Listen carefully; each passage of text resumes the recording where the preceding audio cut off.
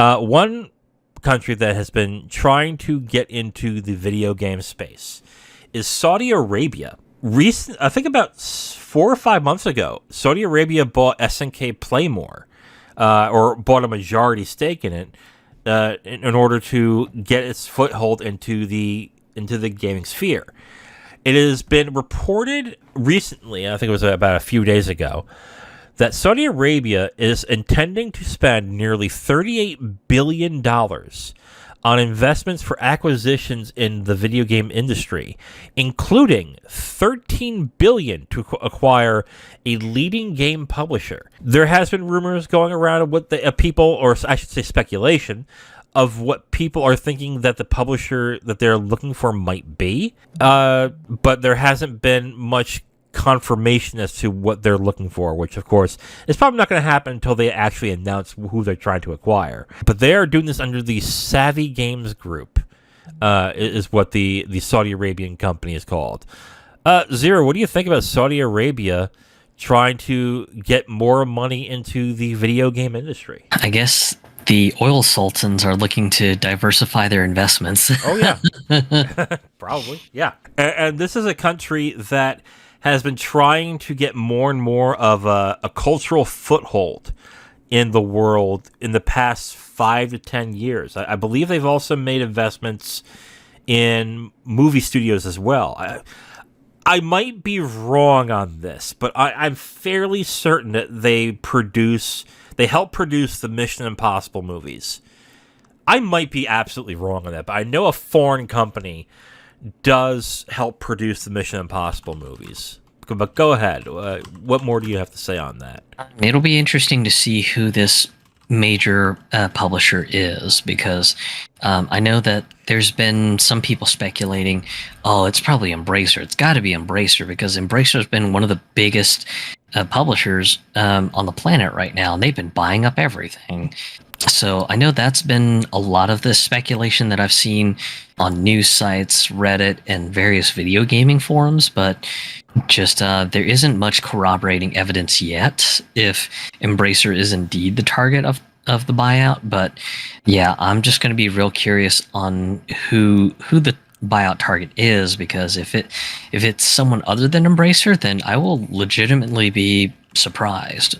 Oh, well, do you really think it's going to be Embracer? Because I've heard those rumors going around, and I want to correct myself. It's not Saudi Arabia, it's China who is giving a lot of money to, who's helped producing the Mission Impossible series. So my bad on that one. I don't think it will be Embracer Group, because Embracer is still a company that is trying to get itself a foothold into the gaming industry, and I don't think they're going to give up that easily. I think it's gonna be. I would have said Ubisoft if Tencent didn't take such a sizable stake. Why not something like, I don't know, like that's the other problem here. Like, I'm not even sure what because there's so few of them now. There's EA, Ubisoft, THQ Nordic is part of Embracer. Square Enix is out of the picture, because I think right now. I'm still with the current speculation of Square Enix is trying to make themselves attractive, so Sony buys them up and they don't have to worry about finding funding for their little pet projects. But again, that's my personal speculation on that. So personally, I think Square Enix is off the table. I'm thinking Take-Two. Ooh, yeah, Take-Two. That's a good one. Two has been doing their games for quite a while. They have a very attractive company in Rockstar. Unless GTA 6 falls flat, which I don't think is going to happen. It could be Take-Two at this point. And they have Visual Dynamics, who does the NBA 2K series, which prints money like crazy. It could also be, well, some are saying Ubisoft, and I'm not so sure about that. Sega Sammy might be also another one that could possibly, because it looks like Saudi Arabia has been really interested in Japanese companies. So Sega Sammy might be one that they might be interested in too. But for $13 billion, like when they mention $13 billion and it's a leading games publisher, it doesn't necessarily mean that they're going to do it with one publisher. They could do multiple if they could. Why do you think that Square Enix may not do it? Is my question. What is your thought process on that? Mostly because they've had a great working relationship with Sony. Okay. So that's personally why I think that likely they're going to try to just focus on trying to make themselves look attractive for Sony to say, hey, we can go back to being the JRPG kings if we buy Square Enix. Yeah, that'll be a great idea. And Square Enix's management have been very, very particular on their company culture for the most part. So if they were to be bought up, I imagine that the Square Enix management would want to be purchased by what they would perceive as a Japanese company, even though the current day PlayStation is in no form or way Japanese. Here's another one that Take-Two is worth $6 billion, and here's another that I just thought about too. Bandai Namco, they're worth $7 billion. I mean, they could technically purchase that outright for 11 or 12 billion, and the CEOs get a nice paycheck and skedaddle. They could do that. Yeah. So, or if you really want to get crazy, Nintendo, they could say, "Hey, Nintendo." Well, Nintendo did a big share buyback, so they're mostly private now. Right. No, I don't think that will happen either. Well, forget that, because Nintendo's worth $52.9 billion, so that's not going to happen. Yeah, like there are definitely... Here's another one, Epic Games. Well, Epic is mostly funded by Tencent, so they would have to broker some sort of deal that Tencent goes, okay, yeah, sounds good. We'll wash our hands of Epic. Yeah, that's true. I forgot about that.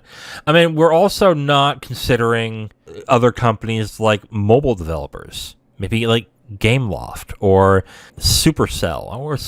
Are they part of bigger companies now? I'm not even sure. I want to say Gameloft is part of the Vivendi conglomerate out in France. So, yeah, they would have to do some brokering with Vivendi to have them let that go. But yeah, just I guess to kind of make a disclaimer for anyone listening to us, we are not financial advisors. No. This is not financial advice. No. This is purely speculation on our part. Don't just do that. As people looking on the outside.